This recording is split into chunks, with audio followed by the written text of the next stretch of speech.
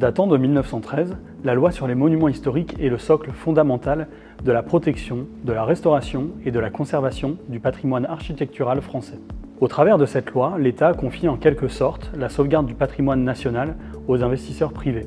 En contrepartie de cette responsabilité et de l'investissement financier que cela représente, l'acquéreur bénéficie d'un levier fiscal conséquent. Les immeubles éligibles à ce dispositif sont ceux classés monuments historiques, ceux inscrits à l'inventaire supplémentaire des monuments historiques ou encore ceux labellisés Fondation du patrimoine.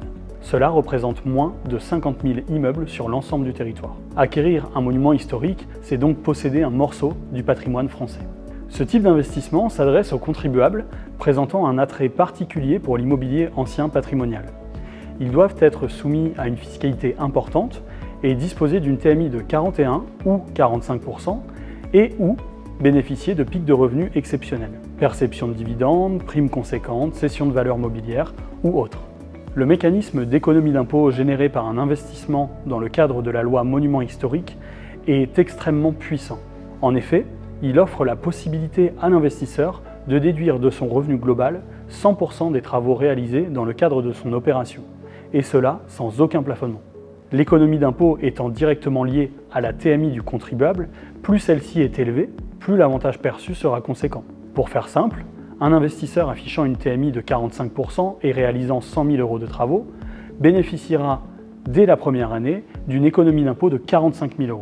Si l'investisseur a des bénéfices fonciers, qui sont eux soumis à la TMI et aux prélèvements sociaux de 17.2, l'effet fiscal sera encore plus important. Pour bénéficier des avantages liés à un investissement en monument historique, l'acquéreur doit s'engager à détenir le bien pendant 15 ans et à le louer en location nue pendant 3 ans. Cette période de location n'est pas soumise au plafonnement du loyer ni au plafonnement de ressources du locataire. À savoir, si le propriétaire souhaite profiter de son bien en résidence principale ou secondaire et ne pas le louer, il pourra tout de même déduire 50% du total des travaux sur son revenu global. Au-delà du fait qu'il soit parfaitement adapté au profil ayant des revenus importants, le dispositif monument historique est aussi idéal pour un investisseur percevant en plus de ses revenus habituels un pic de revenus conséquent. Dans le cadre du chef d'entreprise, l'investissement en monument historique peut être particulièrement pertinent lors du versement de dividendes ou encore au moment de la cession de son entreprise après avoir choisi l'option du barème progressif. Pour en savoir plus, rendez-vous sur groupe-insignia.com.